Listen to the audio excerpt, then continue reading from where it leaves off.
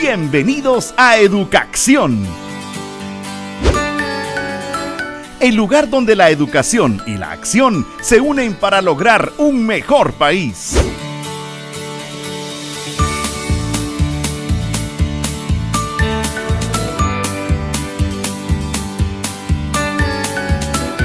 Educación. Comenzamos. Un vasto número de organizaciones y de profesionales mayas en particular se dieron a la tarea de argumentar todo ese proceso de diversidad cultural.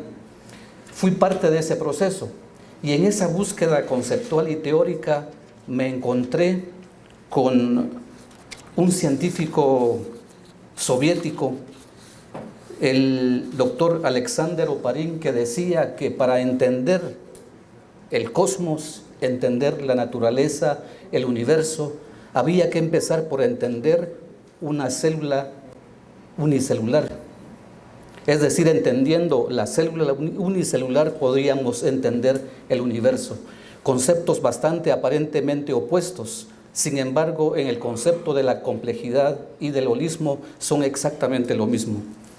Y de esa cuenta fue que fue evolucionando el planteamiento de los pueblos indígenas, en particular del pueblo maya, que tiene una exposición muy admirable sobre cómo surge la vida y sobre cómo se desarrolla la vida. Y es así como el planteamiento en la cosmovisión y las ciencias mayas sustenta cómo el ser humano surge de la madre tierra y es la madre tierra, y que por tanto tiene las cualidades que tiene que desarrollar en conciencia para poder armonizarse con ella.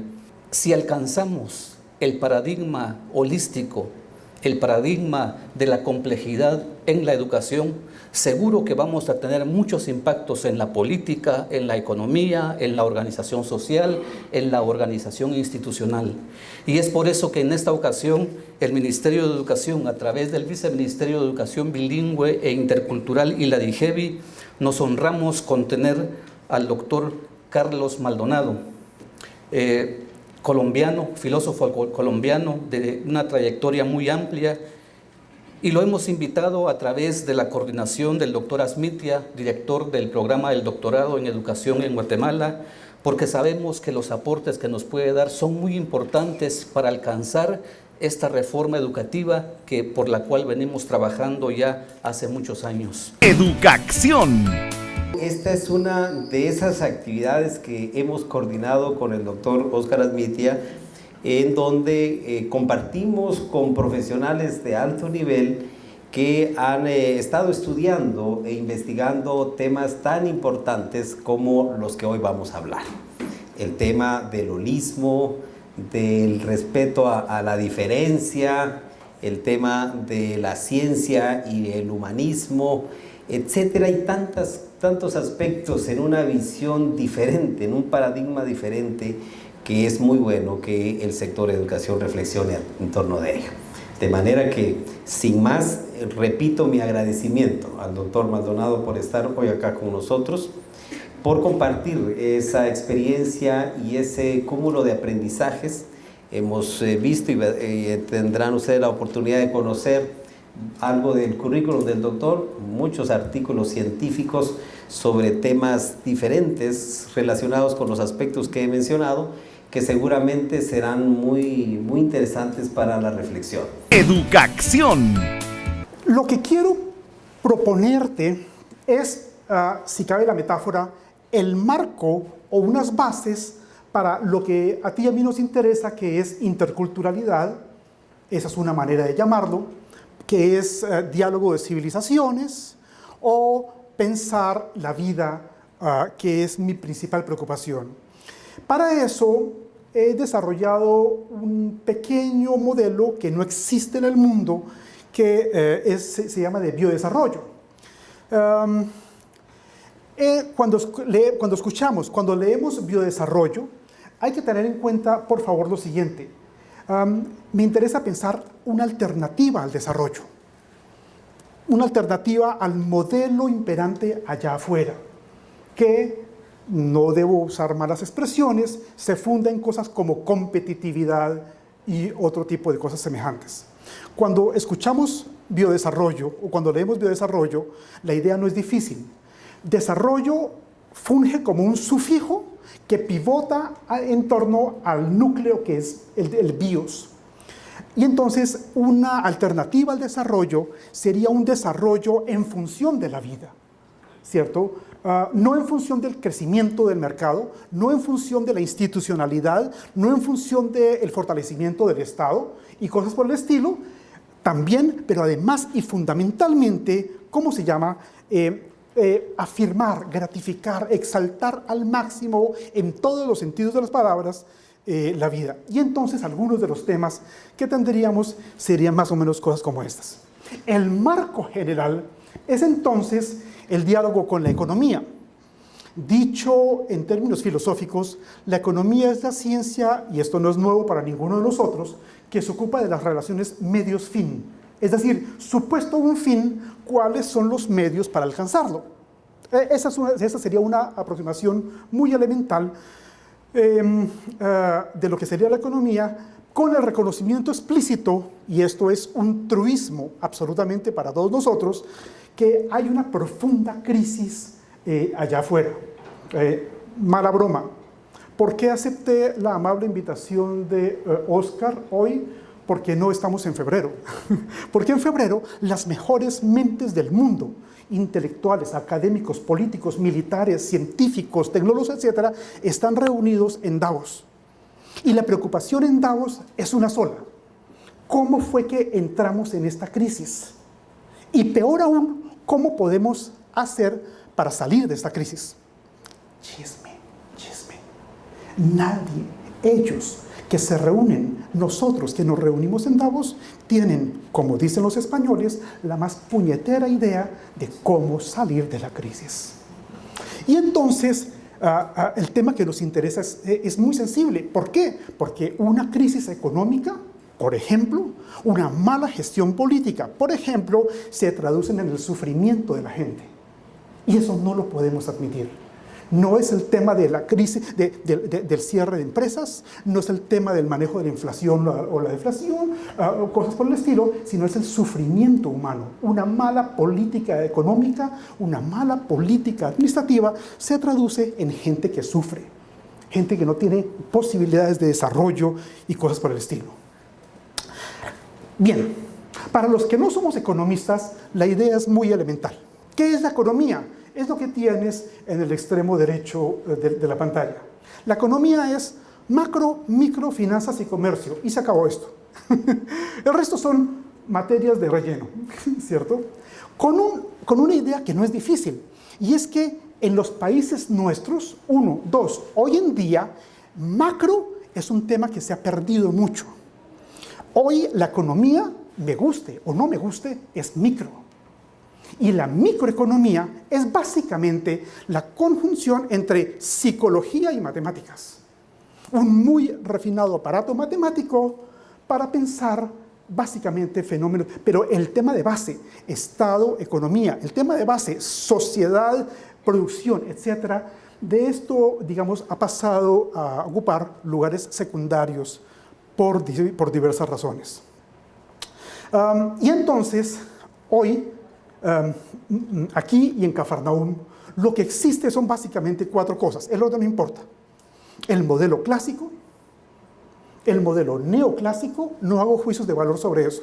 Tú y yo los conocemos, qué sé yo, las economías de escala y el desarrollo sostenible, con distintos nombres. Y se acabó esto, ¿cierto? No hay que meterle mucha más neurona a lo que es el tema, el problema, qué sé yo, de la economía.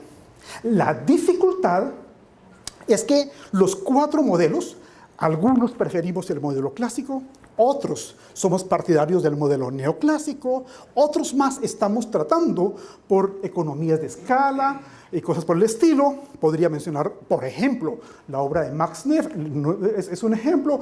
Otros somos partidarios de un desarrollo sostenible. No importa, la gran dificultad es que esos 4 modelos son eminentemente antropológicos, antropomórficos o antropocéntricos. Y entonces el pequeño argentino que yo llevo por dentro se alegra mucho, ¿cierto? La economía es la ciencia que se ocupa de mí. Y yo soy grande. ¿Sí? Y yo soy grande y todo lo demás es un medio para mí. Este problema es muy, muy grave porque supone la distinción entre ser humano y naturaleza.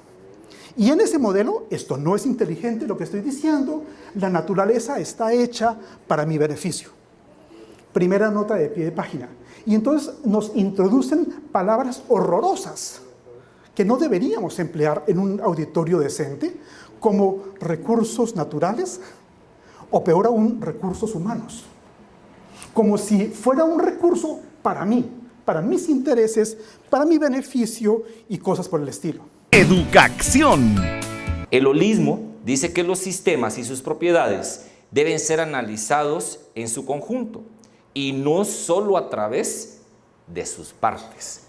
Esto ya nos da una primera llamada de atención que nos dice: o la educación la enfocamos como un todo o seguimos cayendo en el error de la segmentación. Algo que puede ser atractivo, pero va a ser mucho más conflictivo, no complejo, conflictivo.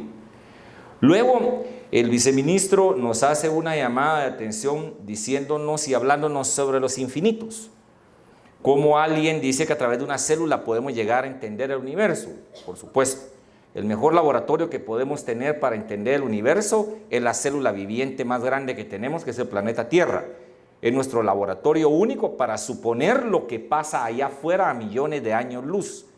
Y créanme que sabemos bastante bien qué podría suceder por entender la complejidad del sistema y no una de las partes. Porque hemos adecuado un currículum al contenido, creyendo que el joven debe saber mucho contenido y los exitosos saben menos, pero están mejor energizados.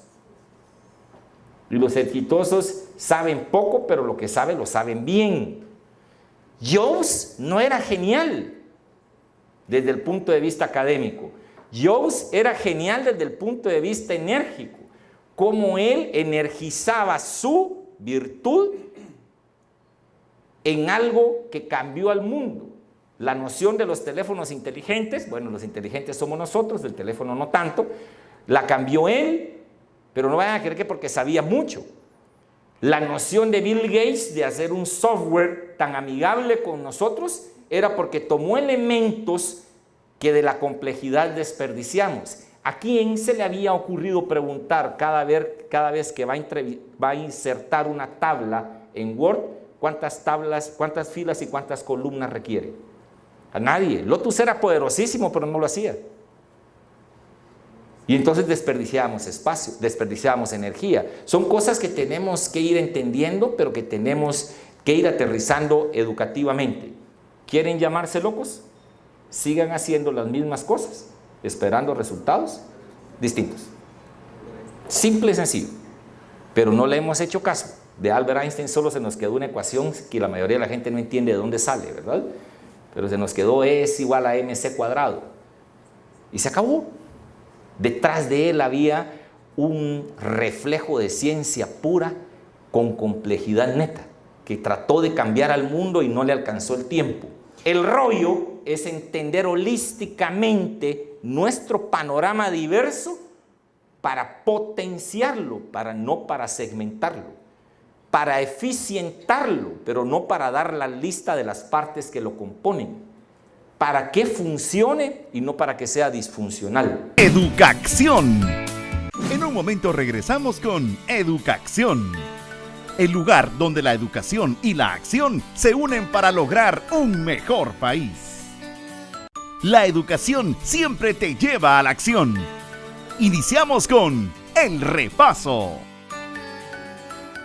Volvemos otra vez a nuestra figura anterior para observar que aquí hay igual número de protones y neutrones. Los protones son fijos, se tienen que mantener porque es lo que nos indica a qué elemento pertenece. Pero los neutrones, digamos que son estos de color amarillo, estos son los que pueden variar. Si varía la cantidad de neutrones, que puede ser que disminuya o puede ser que aumente, entonces varía el número de masa. Y esos, por ejemplo, tenemos el carbono 12, el carbono 13. El número del carbono es 12, el número atómico es fijo. Y se supone que si tiene 12 protones, tiene 12 electrones.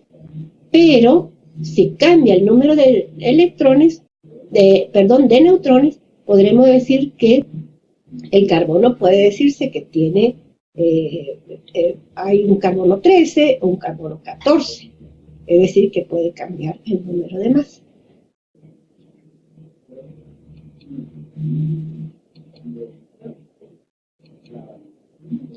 Bueno, los electrones participan en cambios químicos. Decimos que las reacciones químicas es una cualidad propia de los electrones. Son los electrones los que van a decidir las reacciones químicas, porque son los electrones los que se mueven alrededor de los orbitales, o sea, del núcleo, y son los que pueden desplazarse hacia otro orbital o hacia otro átomo por sus movimientos. Entonces, es responsabilidad de los electrones cualquier reacción química. Por eso decimos aquí que en todo átomo las cargas positivas igualan a las cargas negativas. Siempre decimos que los átomos tienen iguales cargas positivas que cargas negativas. Bueno, ¿quiénes son los que tenían cargas negativas en la envoltura del núcleo? ¿No eran los electrones? Entonces los electrones tienen carga negativa y esas tienen que ser iguales a las cargas de los protones que tienen carga positiva. Entonces todo átomo tiene igual carga positiva que negativa si es neutro. En todo átomo las cargas positivas igualan a las cargas negativas. Ahora vemos que el número de electrones puede cambiar durante una reacción química. Bueno, habíamos dicho que el número de protones es fijo. No así el número de neutrones, ¿verdad? Puede cambiar. Pero también puede cambiar el número de electrones. Cuando un electrón se pierde en un átomo o se gana, entonces la cantidad de cargas positivas y negativas también van a cargar. Recuerden que dijimos que los electrones tienen carga negativa. Si se desplaza o se sale del átomo una carga negativa, entonces nuestro átomo va a quedar cargado positivamente. Ahora, por el contrario, si este átomo atrae otro electrón de otro átomo, entonces se carga negativamente porque va a tener mayores cargas negativas y de esta manera va a haber mayor carga negativa que positiva. Por eso decimos aquí que el número de electrones puede cambiar durante una reacción química. Los electrones ocupan orbitales. ¿Qué son los orbitales?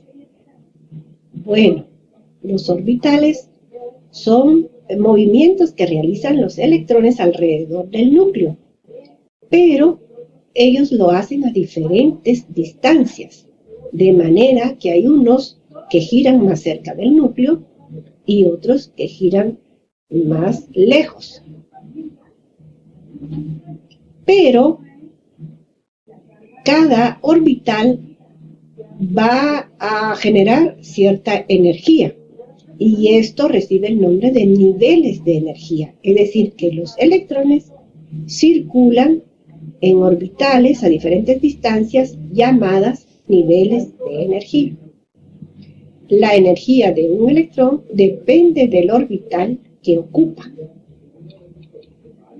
Los electrones llenan los orbitales de menor energía antes de ocupar los de mayor energía. Es decir, que aquellos orbitales que están más cerca del núcleo se llenan primero con los electrones antes que empiecen a llenarse los que están más alejados del núcleo. Por eso decimos que los electrones llenan, o sea, ocupan los orbitales de menor energía antes de ocupar los de mayor energía. Bueno, esto es muy importante, ¿verdad? Porque cuando hablamos de mayor energía, el que se encuentra más alejado del núcleo, hay una regla que se llama regla de octeto, que quiere decir que en ese nivel tiene que haber 8 electrones en ese nivel de energía para que el átomo esté estable.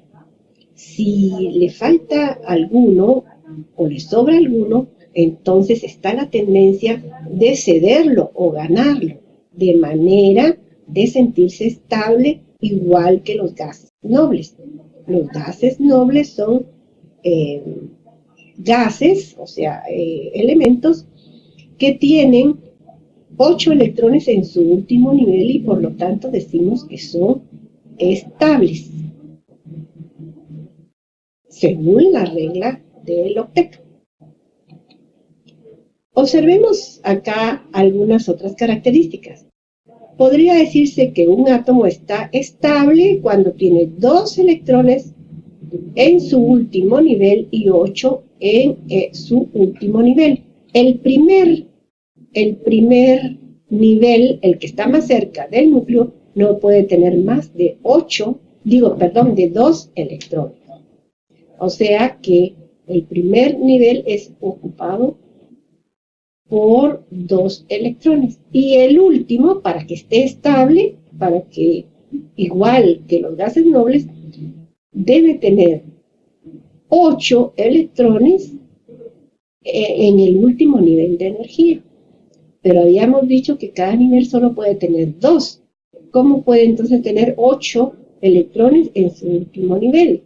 Entonces tiene que haber 4 niveles para que cada par de electrón esté girando a una distancia y esta distancia sea el último nivel de energía.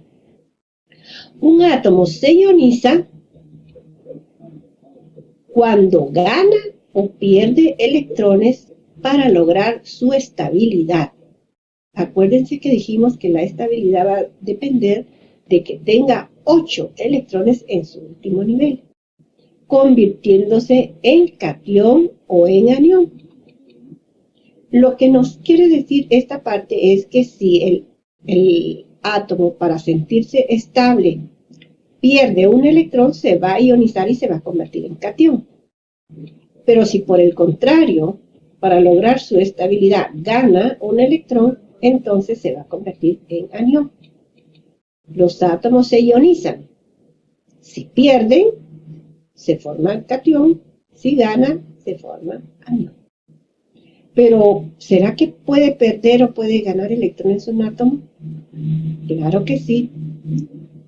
Y esta es la base de las reacciones químicas. Bueno, vamos a ver qué es una molécula y qué es un compuesto. Bueno, moléculas son sustancias que están formadas por 2 átomos o más, 2 o más átomos.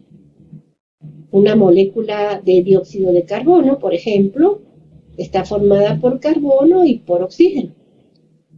O una molécula diatómica de oxígeno solamente está formada por 2 átomos de oxígeno. Entonces forman una molécula. Pero estas, si se combinan con átomos diferentes, o sea, por ejemplo, en el caso del agua, el oxígeno y el hidrógeno, que se combinan, entonces van a formar un compuesto. Los compuestos están formados por átomos, diferentes, de diferentes elementos que pueden combinarse para formar compuestos o sustancias químicas. Y las propiedades de un compuesto químico pueden ser diferentes de las que corresponden a los elementos que la constituyen. Veamos un ejemplo. El hidrógeno tiene propiedades específicas y el oxígeno también, pero son diferentes. Pero si combinamos el hidrógeno con el oxígeno, vamos a formar agua. Y entonces el agua va a tener propiedades diferentes de las que tenían el oxígeno y el hidrógeno separados. Entonces, por eso es que dice que las propiedades de un compuesto nos referimos a la unión del oxígeno y el hidrógeno, puede ser diferente de las que corresponden a los elementos. De los elementos en este caso era el oxígeno y el hidrógeno que la constituyen. Vamos a hablar un poquito de los enlaces químicos. Los enlaces son fuerzas que pueden atraer a diferentes moléculas o también a diferentes átomos. Y existen los enlaces débiles y los enlaces fuertes. Dentro de los débiles, que son muy importantes para la biología, porque todas las reacciones químicas que tienen que ver con los seres vivos tienen estos tipos de enlaces, tenemos el enlace iónico, que se produce entre iones positivos e iones negativos. ¿Pero qué es un ion? Habíamos hablado de cuando un átomo pierde o gana electrones y ioniza. Pero este puede ser captado por otro átomo o puede ser cedido por otro átomo. En ese momento se está produciendo una fuerza de atracción entre estos dos átomos que se llama enlace iónico. Entonces, en este tipo de enlace participan iones positivos e iones negativos que se pierden o se ganan. Después tenemos este tipo de enlace que es de puente de hidrógeno, es un enlace débil, ¿ven? Pero este tipo de enlace es el que se produce, por ejemplo, cuando se unen varias moléculas de agua. Y se produce entre átomos de hidrógeno que participan en un enlace covalente polar y otro átomo que participa en otro enlace covalente polar. El repaso. Por hoy terminamos. Esperamos que lo aprendido te haya servido. Te esperamos la próxima semana en otro programa de Educacción, el lugar donde la educación y la acción se unen para lograr un mejor país. Ministerio de Educación, comprometidos con la educación.